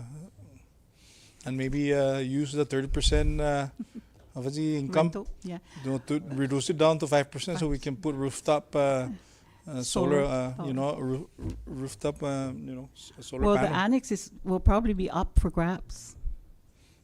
Okay. Management doesn't know this, but maybe that's something that the board would look into, because that we are free to offload it, but at a certain amount. Okay. There were interested buyers during my previous years in the board. We did an RFP, but it didn't meet a certain law that whoever any investors that's going to buy that property would have to buy it at the NMHC total liability. There is a public law that I forgot what's the number. I remember that, yeah. Yeah, So, but that's the only way that NMHC can let go. And whoever created or authored that law, I am very appreciative because it's in the $10-15 million that NMHC can generate rather than an appraised value. Okay. Sounds good. I don't particularly have any other, but to first, again, express mono appreciation for allowing yourself additional responsibility. But I'm going to keep asking, and I ask this to Matt. Please safeguard the DR projects, the infrastructure. Yes, we are. Yeah, make sure that the projects that are allocated on the islands is safeguarded and it goes, then we have the ribbon cutting. Okay. Yes, that's what we look for. Yeah. For, not the groundbreaking, but the ribbon cutting. Yeah, well, I love groundbreak ribbon too. cutting. Yeah. I don't like groundbreaking. I like ribbon cutting. That's why I said ribbon cutting. Yes, thank you. Okay, Mr. Chairman, you back. Thank you so much. Yeah, good afternoon. Thank you, Senator Snyder. And we will skip the groundbreaking and go straight to the ribbon cutting. Recognize Senator Kovu. Thank you, Chairman Cruz. Wow, what a wonderful, wrap it up, Senator Calvo. Okay, I would like to, first of all, thank you, let me say, Marcy Tumakani. The name sounds so familiar to me, other than in this profession, because, you know, as you have a prestigious 41-year background in banking, and then I'm calculating the 8-year in government service, you know, and back and forth, and you're very prestigious, what do you call the resume? Mm-hmm. Yeah, a lot of historical events happening. You know, I think you're wanted in quite a few board memberships because you have, how you mentioned one of the testimonies, Caradat. Then we have CDA, NMHC, you know, and on social note. I just wanted to, Chairman, before I go forward, I wanted to share, because on our municipality, I did get an email on my way back to Saipan after the Veterans Day event. And if you're familiar, her name's Teresita Santos, sent via WhatsApp.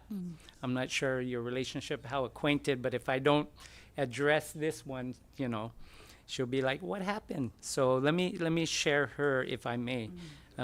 She wanted to share her forwarding testimony, and if we can include that one. So it says, as we are aware, Ms. Tumakani is currently in the chair for the Northern Marianas Housing Corp. NMHC board. She has served for 16 years now. In addition to her impressive credentials and phenomenal financial or banking background, Chair Tumakani has the institutional knowledge of the mission and structure of how each division of NMHC functions, to name a few: your mortgage and credential, planning, physical, asset management, and essential components of NMHC to successfully accomplish its mission, goals, and objectives. Okay, then it goes further. Let me just skip this due to time. In light of the above, and it'll be publicized, I humbly ask this August body to confirm the reappointment of Chair Tumakani to ensure continuity at NMHC, and for the reason that she is fully equipped with the necessary insights and skills of how the agency operates for the betterment of our people of the Commonwealth. So there is a short paragraph for our homework to look into, but just if we may, Chairman, add that to the written statements on her behalf. Teresita A. Santos. Extend my appreciation. Okay, thank you for that. And a wonderful explicit testimony here by you. I'm pretty sure statistically very informative, because it deals with the CDBG DR. That was one of the, you know, throughout all municipalities and stuff, a lot of questions that we do face usually quite often.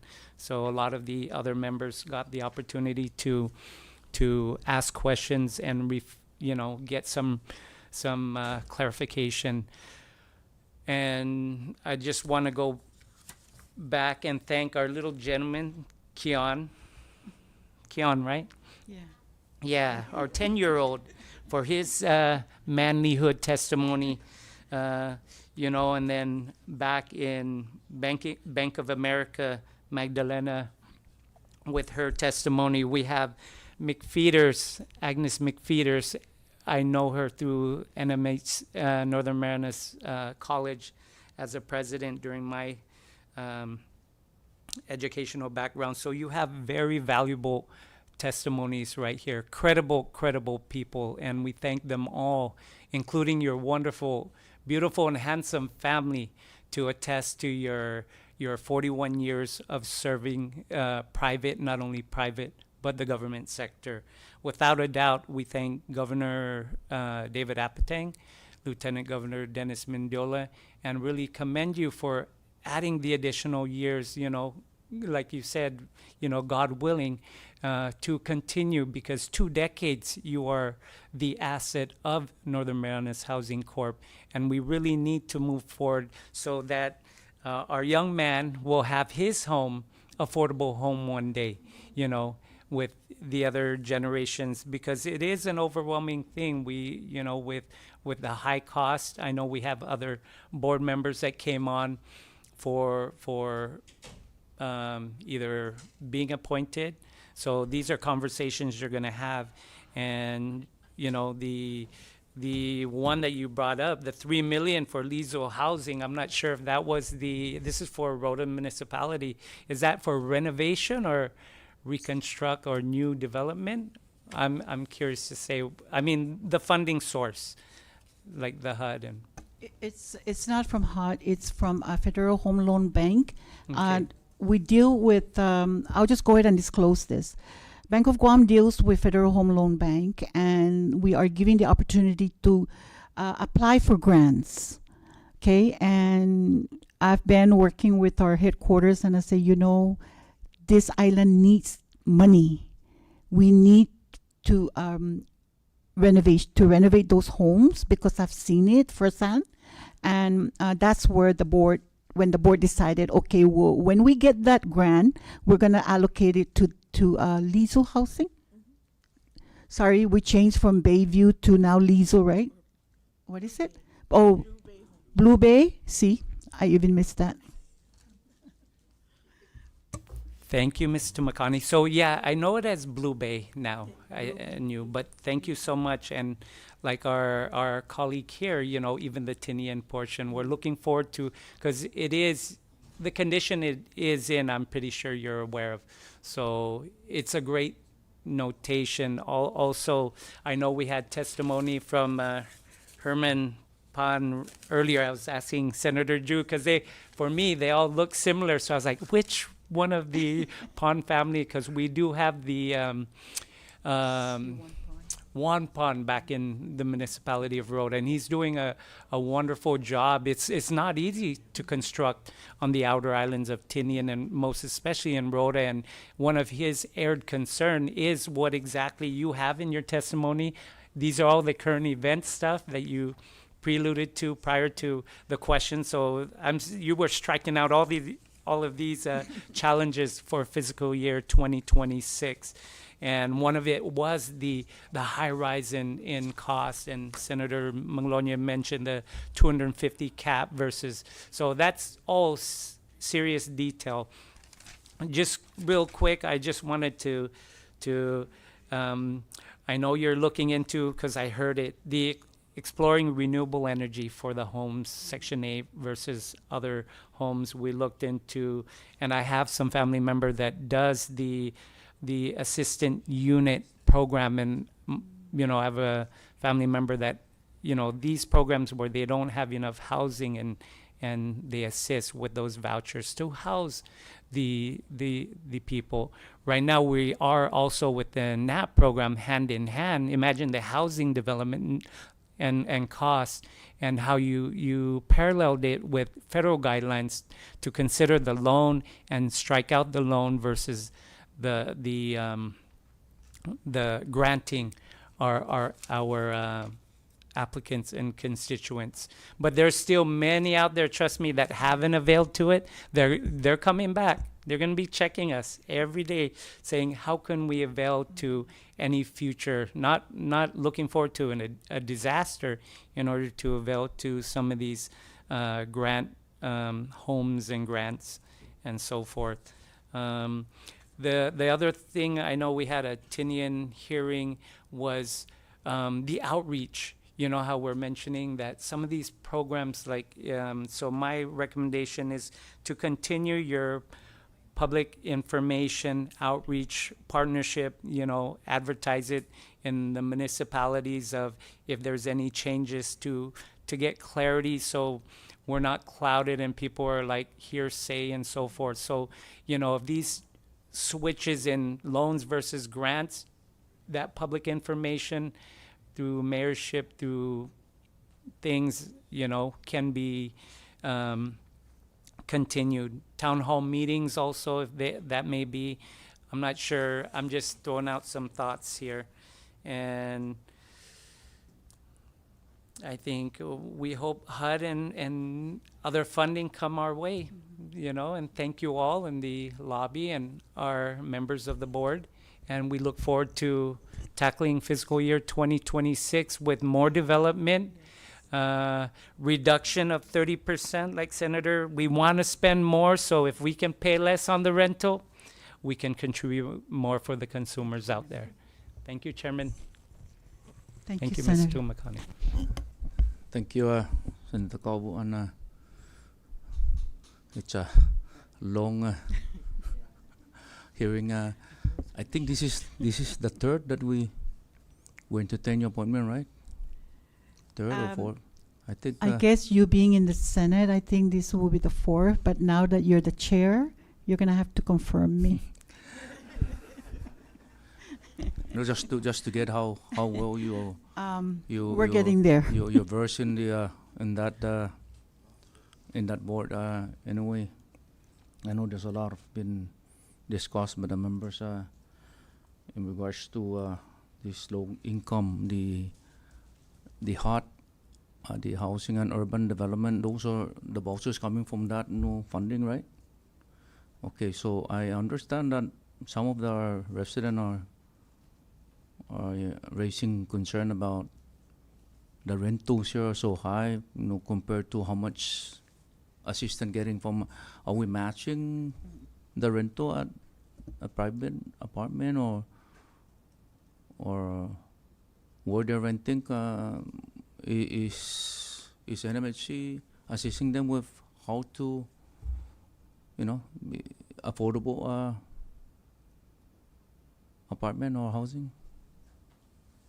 Or they pay, if you guys get, how much what's the maximum amount you're giving for voucher? I know it's based on household, right? Yeah, depends on the household size. I mean, and So, the size of the unit. do we have any data that they're receiving less compared to how much the rent is? No, the amount, the assistance amount is all based on income, household size, unit size.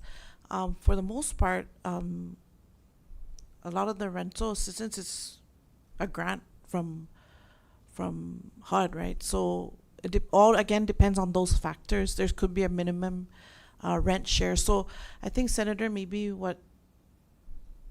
maybe it's the unassisted population, talking about the high rental, because I'm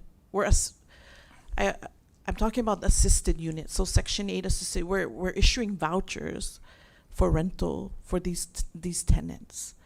Some of them have, and the rent share is based on income of the household. But do you have data that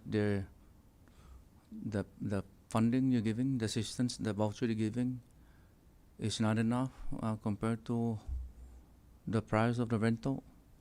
I arranged this because maybe perhaps any plan to seek assistance or to the federal side that the cost of living here is so high and the rental is also high, and the funding that the U.S. Congress appropriating is not enough for individuals that are unfortunate here in the Sinamay?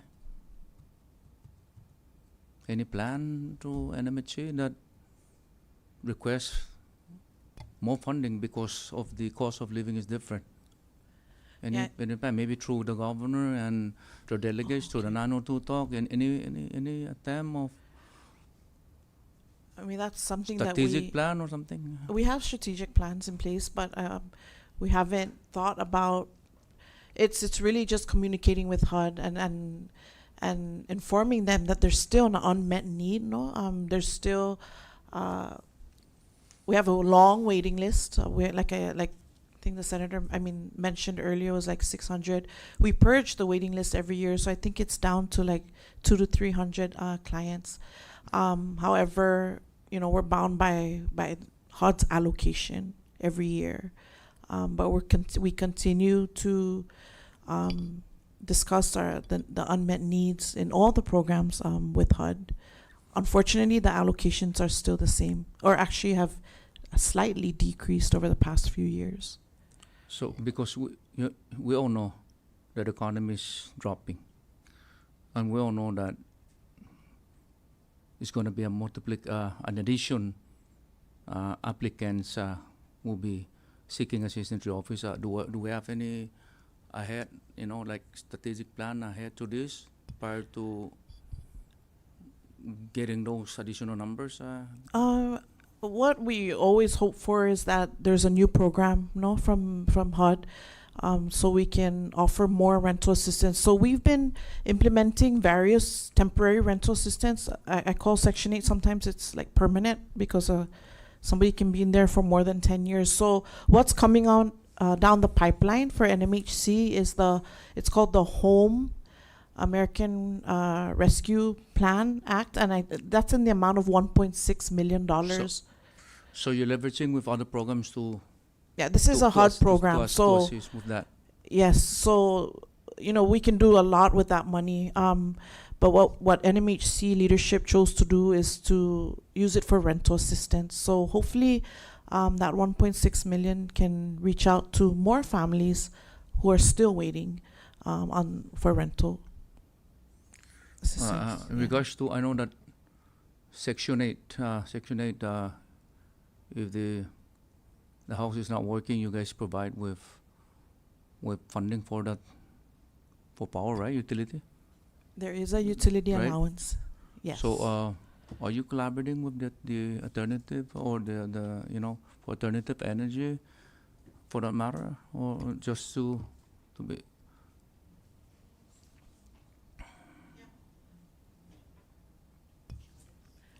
At first, it was a solar. Like collaborating with alternative energy program? Yes. So it's not particularly, and I think it was a mitigation program through HMGP.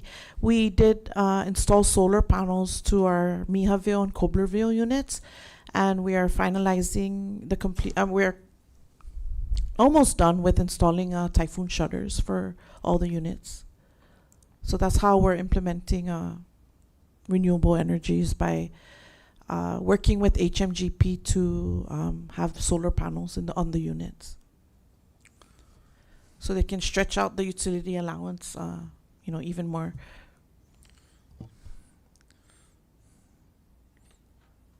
So you guys you have planned for that, right?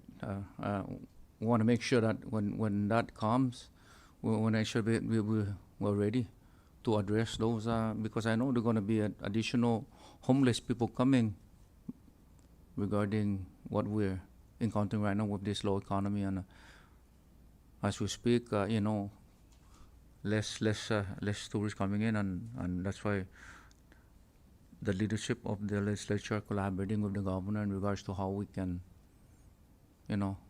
find funding to assist agencies, including, individuals or department that needs assistance. Like, for example, the other, the obligation, other critical agencies like PSS and those essential agencies. So I just want to know, in your side, whether we have a strategic plan in the event that it gets worse. Because we're receiving, right, from U.S. Congress through the HUD? Yes, we have strategic plans in place. What It's do a we fi- do? Do we give them data that this is what's happening here in the cinema? We do. And we're requesting for an additional funding, not only because of the cost of living is very high. We're having problem with economy. Yes, they have the data that we present to them, but the way our grants work on the annual block grants is they give us the allocation, and then based on that allocation, we draft a strategic plan every 5 years, and then an annual action plan every year, and that action plan would present the projects that are within the allocation that HUD provides every year. Okay. So if it's mentioned earlier, I apologize, but any plan, I know that you're giving voucher, but any plan to add additional Section 8 housing? For example, in the island of Tinian, that Section 8 has been, I believe it's over 30 some years, almost 40. And I'm just thinking the lifespan of the structure, because I notice the lifespan of structures are perhaps 50 to 100 years, but we're very close to the salt water. It's going to be less than the lifespan. Any plan to, because that Section 8, I see a lot of patching on the roof, and they're telling me that they're leaking, and they're just doing some retrofitting on the top. But is there any? Is that new structure safe? Did any certified engineer inspect that building, whether it's safe for the Yes, for the clients to be? yeah, the federal HUD inspectors at certain we have records that it's safe. Yes. Okay. But as far as the chair mentioned with the FHLB, the 3 million, hopefully we get that grant. The primary focus first is Blue Bay Homes in Rhoda, only because they're right at this point the most dilapidated units. Any plan in Tinian? I'm hearing about this Kevin. I forgot the name of the company. Are they building any additional housing in Tinian? I'm just hearing this one. I haven't reached out to your office to clarify, but I just want to know whether you. Yes. So if it's the Kevin that we know, because it is through the affordable rental housing program with the DR. Yeah. So. We're not just limited, right, to the Section 8 rental. We also administer the LIHTC program, Isa Villas, Sandy Beach, Zen Homes, Ocean Ridge, Art Ridge, Saipan Comfort. So those homes are up. So those are rental units that we administer through the LIHTC program. But again, it's not that we don't have plans. We wish there was funding to meet the gap in Tinian and Rhoda and Saipan. But again, we're bound to a budget allocation from HUD every year. Unless they decide to increase the budget because of maybe the increase in population, then we'll happily accept that monies. But for now, there's a budget in place and we have to remain within that budget. Okay, the annex you guys talking about in Garapan, is that the one next to the elementary school? Okay, I think I raised that back then, Marcy, and I'm glad that Senator Castro mentioned it, because I know there's a lot of applicants here for homestead, but less land to give out already, and I think it would be nice. I don't know what's the deal in that area, whether it's already been leased and we have to wait for the time to pass in order to take it back. But I think it would be nice if that one is used for a homestead program. Mr. Chair, I've thought of that before, but I went back and looked at the requirement. So we're kind of in between as to either roll those units out, sell it like we did on the Upper Miha View, but we need to revisit the law. Yes, there were investors in the past that were interested to purchase the entire unit, even the school at that time. There was a talk that they were going to relocate it if this investor is going to come in, because that annex is a mix. medium to high income families, and then next to it is the low income. I don't know why that was planned, but I guess I wasn't born at that time. But it didn't make sense to me. So I have thought about what you just mentioned, but again, we need to revisit the law. Thank you, Marcy. I don't want to get involved with Saipan because I highly respect Senator Castro to be speaking on behalf of Saipan, but since I'm receiving, calls from the people of Saipan, that's why I continue to raise this, because it is not me. I'm just addressing what I receive, and it's my duty to, to address public concern, whether it's from Saipan, Tinian, or Rhoda. Even though I'm from the island of Tinian, but also a Kamomo of Senator. Yeah. So I'm just bringing this up because they're complaining to me that why, no offense for outsiders, but why outsiders are utilizing that structure rather than giving it to the locals, or the U.S. citizen here. And I said, I will inquire, but I cannot speak on behalf of NMHC or the SNIO here in Saipan, because I don't want to get deeply involved with, because I always share with my colleagues that we have to respect one another, respect senatorial district. But since this was raised to me a couple of times, I have to address it.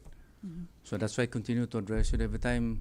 And I think this is the third time that I raised this, and I understand that you cannot do it alone. It has to be majority, right, in the board. How or whether it can be through legislation, I don't know. But I just continue to raise this. What is brought to me, or what concern that they, tell me, then I have to. It is my duty to address it out and see what the board can do about it. Yes, we've been looking at it, trying to figure out what to do with that property. Again, I mentioned earlier that NMHC's properties are in prime locations. Unfortunately, the annex is the only one that NMHC can dispose, but it has to abide to that public law. If we are to sell it out, it has to be that based on not based on appraisal value. I mentioned this earlier. It has to be based on the total liability of NMHC. Yeah, I understand. But you're right. We need to do something, and I'm pretty sure that the renters on those houses are on a month-to-month, and maybe that's why it's not very attractive for locals to rent it, because we can give them 15 to 30 days notice to vacate the property because we're going to sell it. So it's not like an yearly rental. Okay. And I'm glad that you mentioned about the CDBGDR, because I tell my colleague that even that is raised by them, I'm going to continue to raise it also, because, I'm glad that you mentioned that it's not supposed to be a loan. And I will not create any oversight here, because this is not an oversight hearing. But I'm just going to, share with you that I think the general public need an answer to that. And it's going to be another date, perhaps, when the Senate give it a blessing. The whole board will be here, including NMHC, because we wanna find out what happened. Okay. And we owe it to the people that elected us into office to find out what happened. Because I don't know whether you guys are receiving any complaint or any lineup of lawsuit or something like that. Nothing. Okay. No. So I hope there's no, because we don't have the money to. I know that NMC will come to us, and if you cannot afford to pay whatever, you're gonna come to the legislature for any kind of lawsuit, right? So I hope that doesn't happen. Okay. And again, if anything that were given to assist our people, please, it has to be very well reviewed, rather than just making decision. Because I know that the federal government, when they give money, there's a criteria, there's a guidelines, right, as to what is that funding supposed to be. I don't think that you guys, NMC, are given funding just to make whatever decision that NMC feel like to disperse whatever funding. Like for example, the NMC DO is not supposed to be a loan, but rather supposed to be a grant. So, yes, Director. Senator, may I ask so that when we come back to the team and also for the next board meeting. So the question is that it seems unanswered till today is you're asking NMHC why we converted. I think I rather not disclose it there, because this is not. I'm just raising this up, but I don't have to get an answer from you guys because this is not an oversight. It's Yeah, a no, we're public not responding. We want to prepare Okay, a response. but the time will come that we will call NMC in for that Okay. matter. Okay, Mr. Chair, if I may, I have a pretty good idea where you're going and coming from your statement. So I will work with the board and manage NMHC management, and I guess we have to give you some position paper of what happened, the what ifs, and that those what ifs will be answered. I think to all due respect, but not to me, to the general public. We can do a press release as well. No, not. But when we're giving us that's for the general public, not to me personally. Oh, sure. Sure, we'll note it. Thank you. Thank you very much. Any other members that wishes? Recognize Senator Castro. And Tim Russ, I'll make this quick. Okay. I'll summarize what our chairman kind of mentioned, but given that our economy is going through a lot of issues right now, yes, we did mention like other affordable housing options like the Isla Villa and maybe Comfort Homes and all these. These are big companies that are funding into those, but there are a lot of other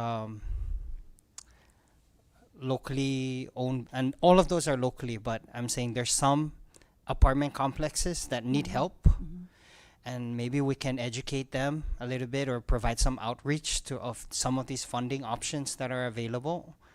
I see some in Precinct 1, I see some in Papago that